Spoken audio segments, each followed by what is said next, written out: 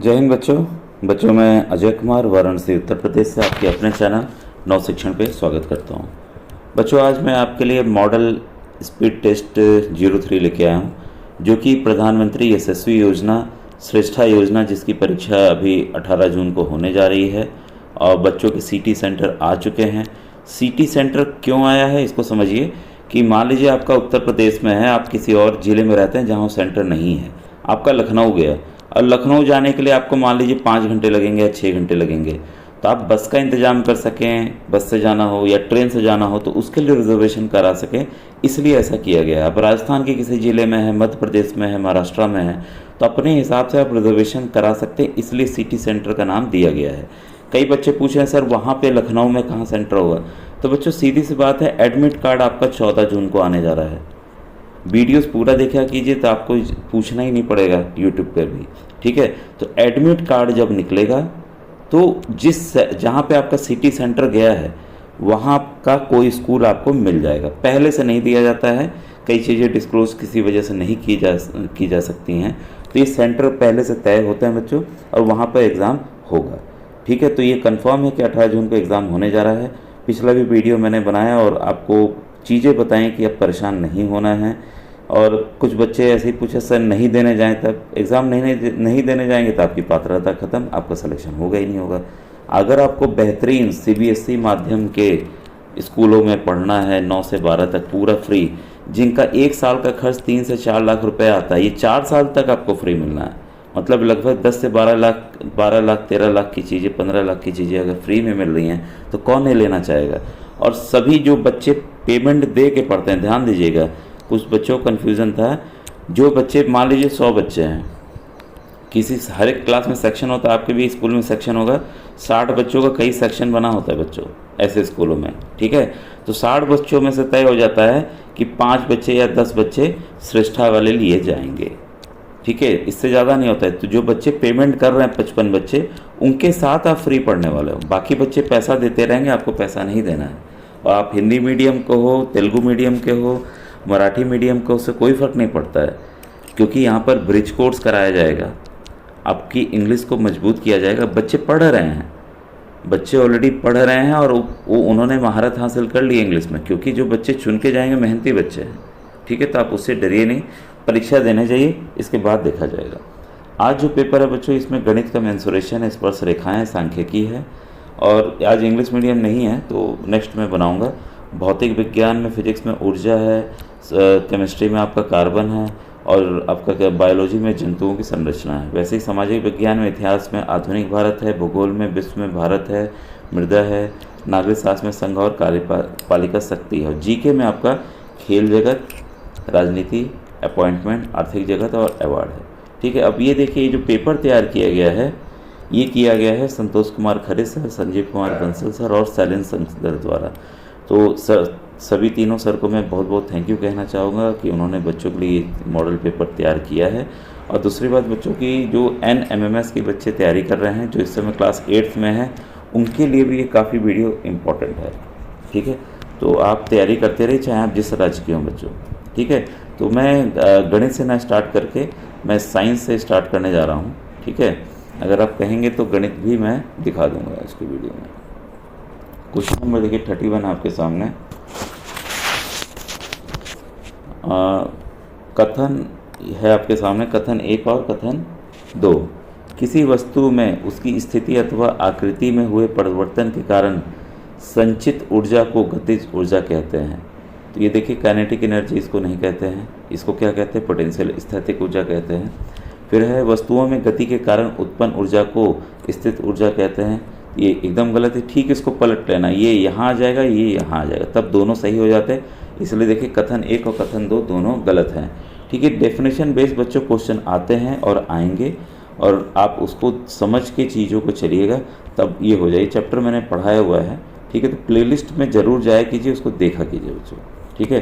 Question number 32 है आपके सामने। गतिशील समुद्री जहाज की चोटी पर बैठी चिड़िया में कौन सी ऊर्जा होगी, तो ये स्थितिज ऊर्जा होगी, यानी कि पोटेंशियल एनर्जी होगी, ठीक है।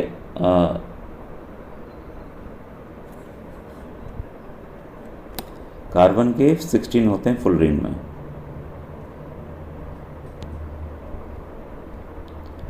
39 है आपके सामने। सूची एक को इस सूची 2 के साथ मिलान करना है हमें, ठीक है। तो इसमें हम लोग करें आपका यूरिया जो है वो है आपका ये वाला NH2CuNH2, ठीक है। गोबर गैस का है आपका तीसरा, मीथेन है, कार्बन डाइऑक्साइड है, और ये आपका हाइड्रोजन सल्फाइड है। इसके बाद है वाटर गैस का है आपका हाइड्रोजन प्लस कार्बन मोनोऑक्साइड, और प्रोड्यूसर गैस है आपका नाइट्रोजन और CO। तो देखिए CO दोनों में है, तो इसको ध्यान रखिएगा कि प्रोड्यूसर गैस में आपका नाइट्रोजन होता है, ठीक है, और वाटर गैस में आपका हाइड्रोजन होता है। वाटर मतलब पानी, H2O से आप याद रख सकते हैं कि इसमें हाइड्रोजन है। तो कन्फ्यूज़न कभी कभी हो जाता है इसमें कि क्या होगा, ठीक है। तो इस तरीके से आप कंफ्यूज ना हो, तो आप इस तरीके से याद करेंगे। इसका ऑप्शन नंबर 3 बच्चों इसलिए सही है, ठीक है, आपने मिला लिया होगा। वही नेक्स्ट क्वेश्चन को देखें, पेंसिल लीड किससे बनी होती है? तो कई बार इस तरह के प्रश्नों को मैंने बताया हुआ है, ग्रेफाइट से। सबसे कम प्रदूषण उत्पन्न करने वाला ईंधन है जो हाइड्रोजन है, अब रॉकेट्स वगैरह में इस्तेमाल हो रहा है। क्वेश्चन नंबर 42 है आपका, कान की ज्ञानेंद्री सुनने के लिए होती है, और नाक की ज्ञानेंद्री ये भी आपका 2 है। जीभ की ज्ञानेंद्री आपका स्वाद के लिए होती है, त्वचा की ज्ञानेंद्री आपके स्पर्श के लिए होती है। इसका ऑप्शन नंबर 2 जो है 42 का ऑप्शन नंबर 2 बच्चों सही है, ठीक है। 43 क्वेश्चन देखें। ये देखिए आपका कथन और कारण का है। अक्षीय कंकाल में हमारे शरीर की खोपड़ी, केसुरुक, उरस्थि और पसलियां हड्डियां आती हैं। अनुबंधीय कंकाल के अंतर्गत मेखलाएं, हाथ और पैर की हड्डियां आती हैं। तो ये दोनों के दोनों सही हैं बच्चों। 43 का क्वेश्चन नंबर 44 देखें। क्वेश्चन 44 कह रहा है कि यहाँ पे देखिए 3 कथन हो गए हैं, तो इस तरह से भी बदलाव आ सकते हैं, ये मत सोचिएगा हमेशा 2 ही आएंगे। मछली के हृदय में 2 कक्ष होते हैं, एकदम सही है। मेढक तथा छिपकली के हृदय में 3 कक्ष होते हैं, ये भी सही है। तो सभी को याद कर लीजिएगा। पक्षियों एवं अन्य स्तनधारियों के हृदय में 4 कक्ष होते हैं, तो एकदम सही है। हमारा ही हृदय है, माली हृदय है, तो 4 पार्ट में बटा रहता है, ठीक है। ये अलग लेवल के क्वेश्चन हैं, जब ऊपर जाएंगे तब हम जानेंगे किसका क्या क्या कार्य होता है। क्वेश्चन नंबर 45 इसमें है, तंत्रिकाएं द्वारा हमें शरीर के किसी भी भाग में कोई उद्दीपन ग्रहण करने पर हमें तुरंत अनुभव होता है। हाँ, ये सही लग रहा है। फिर है, शरीर में घटित होने वाली समस्त क्रियाओं के नियमन और नियंत्रण के लिए तंत्रिका तंत्र पाया जाता है, ये भी सही है, ठीक है। तो 45 का ऑप्शन नंबर 1 जो है वो इसलिए सही है, इसकी सही व्याख्या कर रहा है। अब देखिए क्वेश्चन 46, मानव के शरीर में पाई जाने वाली सबसे बड़ी ग्रंथि यानी कि लार्जेस्ट जो ग्लैंड है वो कौन सा है? यकृत है, लीवर है, काफ़ी बार मैंने बताया हुआ है। फिर इसके बाद क्वेश्चन नंबर 47, सजीवों में ऑक्सीजन से संबंधित कौन सा कथन सत्य है? सजीवों में ऑक्सीजन गैस को शरीर के अंदर ले जाना अंतः श्वसन यानी कि इनहेलेशन और इंस्पिरेशन कहलाता है, ये एकदम सही है। कार्बन डाइऑक्साइड गैस को शरीर से बाहर निकालना उच्च श्वसन या एक्सलेशन और एक्सपिरेशन कहलाता है, ये एकदम सही है। तो ए और बी दोनों इसमें सही हैं। तो ये डेफिनेशन दोनों देख लीजिएगा, ये इंपॉर्टेंट बच्चों, आने की संभावना है। इसके बाद 48, एक वयस्क स्वस्थ व्यक्ति का हृदय 1 मिनट में कितनी बार धड़कता है? ये भी इम्पोर्टेंट है, ये 72 बार धड़कता है। आप खुद भी अपने नब्ज को या हार्ट पे हाथ रख के देख सकते हैं। क्वेश्चन नंबर 49 है आपका, कंकाल के संबंध में कौन सा कथन असत्य है?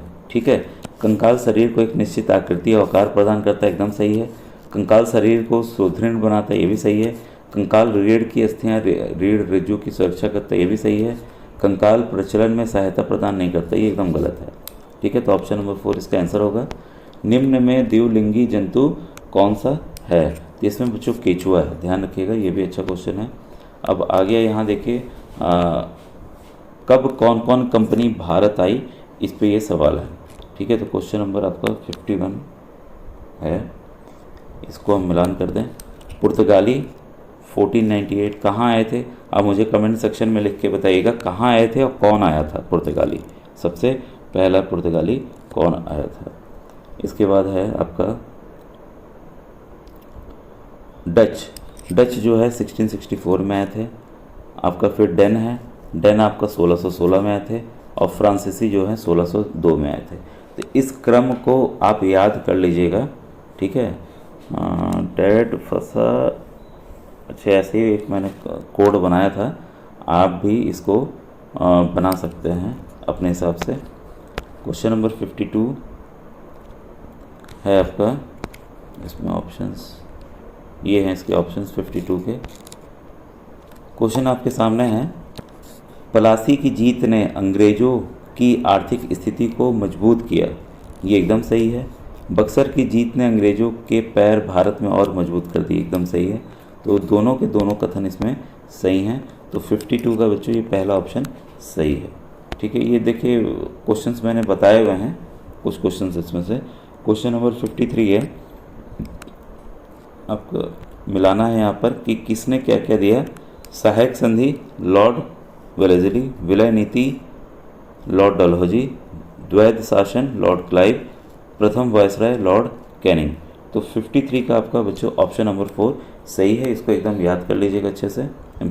ये बच्चों कुछ क्वेश्चंस रिपीटेड थे इसलिए मैं हटा दिया हूँ, आगे बढ़ रहा हूँ। ये देखिए नारा किसने किसने दिया है, ठीक है। तो ये जो है करो या मरो का नारा महात्मा गांधी ने दिया था, आराम हराम है जवाहरलाल नेहरू ने दिया था। तो यहाँ पर देखिए हमें गलत सुमेलित को चुनना है। तो 60 का आपका है लोकनायक जवाहरलाल नेहरू, ये गलत है, बाकी सब सुमेलित हैं, ठीक है। पल्सर क्या होते हैं, पल्सर बच्चों एक तरह के आपके तेज़ी से घूमने वाले तारे होते हैं, ठीक है। इसके बाद है क्वेश्चन 62 आपके सामने। कथन है आपके सामने, भारत के 2 द्वीप लक्षद्वीप एवं अंडमान एवं निकोबार द्वीप समूह हैं। लक्षद्वीप जो है बंगाल की खाड़ी, अंडमान निकोबार द्वीप समूह अरब सागर में, ये गलत है। तो 62 का है आपका ऑप्शन नंबर 3 सही है, कथन 1 सही है, लेकिन कथन 2 गलत है, ठीक है। इसके बाद है अभी कथन है ये भी 63, थार के मरुस्थल में वनस्पतियों की मात्रा बहुत कम पाई जाती है, एकदम सही है।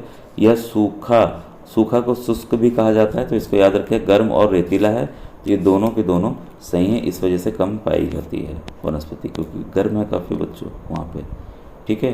और ये क्वेश्चन नंबर 64 है, ये राष्ट्रीय उद्यान है जो कि हमें मिलाना है।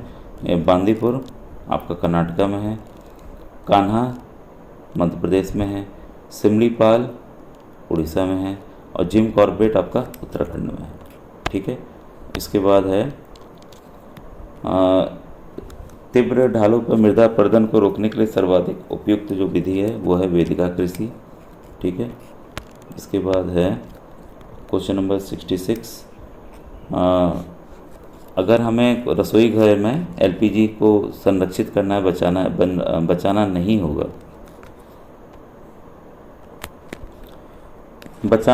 तो ये दिमाग वाला क्वेश्चन है।